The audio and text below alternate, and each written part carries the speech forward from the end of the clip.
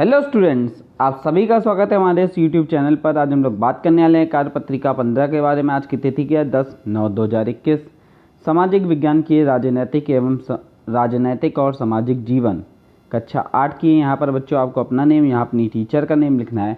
और इस कार्यपत्रिका को शुरू करने से पहले बच्चों बता दूँ कि इस वीक का जो विनर था लास्ट वाले, उस वीक के विनर को गिफ्ट पार्सल हो चुका है। कल तक उस तक पहुँच भी जाएगा। ठीक है, यदि आप क्या है पार्टिसिपेट करना चाहते हो इस वाले वीक के कॉन्टेस्ट में, तो लाइक शेयर सब्सक्राइब कमेंट जरूर करना और ज़्यादा से ज़्यादा करना।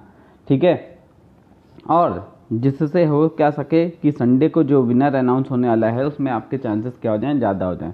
और एक बात याद रखिएगा, आप सभी क्या करिएगा कि वीडियो को फुल वॉच ज़रूर करिएगा, क्योंकि बहुत से बच्चे ऐसे हैं जो फुल वॉच नहीं कर रहे हैं, जिसकी वजह से उनका जो है गिफ्ट में कहीं ना कहीं नाम बहुत ज़्यादा पीछे होता जा रहा है। ठीक है, तो चलिए देखते हैं इसमें क्या बोला गया है। इसमें बोला गया पार्ट 8, हसियाकरण से निपटना।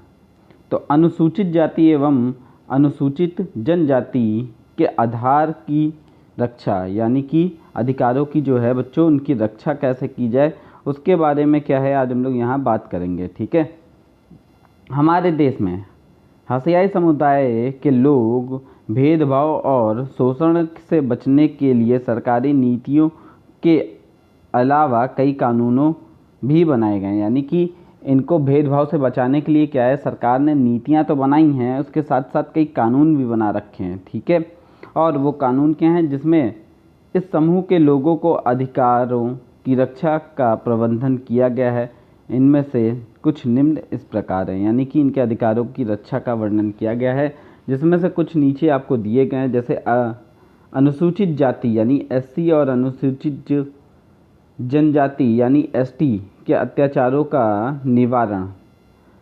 ठीक है, निवारण। और नियम कौन सा है? अधिनियम 1989। ठीक है, क्या है? 1989। तो इसमें देखो बच्चों क्या बताया गया। पहला नियम यहाँ पर बना था कि अनुसूचित जाति या जनजाति के किसी भी व्यक्ति को कोई गंदा पदार्थ खाने पीने के लिए विवश करने की सज़ा का प्रबंधन। यानी कि इसमें क्या कहा गया था, यदि कोई व्यक्ति क्या है, किसी व्यक्ति को जो अनुसूचित जाति का हो या जनजाति का हो, उसे किसी गंदे पदार्थ को खाने के लिए या उसे ज़बरदस्ती पीने के लिए क्या करते हैं, विवश करते हैं, तो उसे क्या होगा, उससे जो है सज़ा दी जाएगी। इसके बाद देखो, अनुसूचित जाति और जनजाति के किसी भी व्यक्ति को क्या है, अनुसूचित जाति और जनजाति के किसी भी व्यक्ति को निवस्त्र कर घूमने या उसके चेहरे पर रंग लगाना या कोई भी कृत्रिम करने का मानवीय प्रतिष्ठा को ठेस पहुँचे तो इससे सज़ा का प्रबंधन है। यानी कोई भी अनुसूचित जाति या जनजाति के व्यक्ति को अगर कोई क्या करता है, बिना कपड़ों के घुमाता है, ठीक है, सज़ा के रूप में, या उसके मुंह पर रंग लगा देता है, या फिर किसी भी ऐसा कोई भी कार्य करता है जिसके उसके क्या है, मानव प्रतिष्ठा को ठेस पहुंचती है, तो उसे क्या होगा, जिसने ये काम किया होगा उसे सज़ा दी जाएगी। ठीक है, ये कहाँ पर लिखा है? तो ये लिखा है अनुसूचित जाति और जनजाति, ठीक है, अधिनियम 1989 में बच्चों। ठीक है, इसके बाद क्या है, अनुसूचित जाति और जनजाति के किसी भी व्यक्ति के नाम पर, ठीक है, किसी भी व्यक्ति के नाम पर आवंटित की गई जमीन पर कब्जा करने पर सज़ा का प्रबंधन है। यानी कि जब कोई व्यक्ति को क्या है, अनुसूचित जाति का है या जनजाति का है, उस व्यक्ति को अगर कोई ज़मीन है उसके नाम पर और उस पर कब्जा कोई कर लेता है, तो उसको भी क्या है, सज़ा दी जाएगी। ठीक है, अनुसूचित जाति या जनजाति के किसी भी महिला को, ठीक है, अपमानित करने के लिए, उस पर क्या है, अपमानित करने के लिए, उस पर हमला करने के लिए या उसके साथ ज़बरदस्ती करने के लिए क्या है, सज़ा का प्रबंधन है। यानी कि उसे किसी भी प्रकार का अपमान करने का प्रयास करोगे, ठीक है, या उसके ऊपर हमला करोगे। जैसे एक समय था कि लड़कियों के ऊपर तेजाब वगैरह या एसिड वगैरह फेंक कर क्या करते थे, हमला कर देते थे लोग। ठीक है, तो उस समय क्या था, ये प्रबंधन नियम बनाया गया था इन लोगों के लिए कि अगर कोई हमला कर देता है या उनके साथ कोई ज़बरदस्ती करता है या फिर बच्चों उसके साथ क्या है, किसी भी अपमान करने का प्रयास करता है, तो उसे क्या है, उसे जो है बच्चों सज़ा मिलेगी। तो आगे देखो बच्चों क्या है, यह नियम 1989 में इन समुदायों के लिए मांग के जवाब में बनाया गया था। यानी कि इन समुदायों ने मांग उठाई 1989 में, तब उसके जवाबों के रूप में इस नियम को बनाया गया। इस कानून में शारीरिक स्वरूप से खौफनाक और नैतिक रूप से जो है दंडनीय अपमान के स्वरूप में जो है फ़र्क कर सूची दी गई है। यानी कि इसमें क्या है, अगर आपको कोई शारीरिक खौफनाक रूप से कोई मतलब पीड़िता दी गई है या नैतिक रूप से आपको पीड़िता दी गई है, इन सभी के स्वरूप को देखते हुए एक सूची बनाई गई है। इसके मकसद दोषी लोगों को कानून के क्षमा लाना था। ठीक है, कानून के सक्षम लाना था। ठीक है बच्चों, तो आगे देखो अगला नियम क्या है। अगला नियम है आदिवासियों की मांग पर। आदिवासियों की मांग पर क्या हुआ, 1989 का अधिनियम एक और आया। उसमें क्या है देखो बच्चों, 1989 अधिनियम और एक वजह से क्या है महत्वपूर्ण है। ऊपर वाला जो अधिनियम पढ़ा है वो एक और वजह से महत्वपूर्ण है। आदिवासी कार्यकर्ता अपनी परंपरागत जमीन पर जो है अपने कब्जे की बहाली के लिए इस कानून का सहारा लिया। यानी कि उनके कब्जों से क्या करा जा रहा था, उनको निकाला जा रहा था। तो इस कानून का क्या करा उन्होंने, सहारा लिया बच्चों। इसके बाद देखो क्या है, संवैधानिक रूप से आदिवासियों की ज़मीन पर किसी गैर आदिवासी व्यक्ति को ज़मीन को कोई नहीं बेचा जा सकता है। जहां ऐसा हुआ और वहां संविधान की गरिमा जो है वो क्या है, गरिमा बनी करने के लिए उन्हें ज़मीन वापस मिलनी चाहिए। यानी कि संविधान की गरिमा के लिए क्या है, उन्हें वापस से ज़मीन मिलनी चाहिए। मान लो ये एक ज़मीन थी किसी ए आदिवासी की और किसी बी व्यक्ति ने क्या करा, इस पर कब्जा कर लिया बच्चों।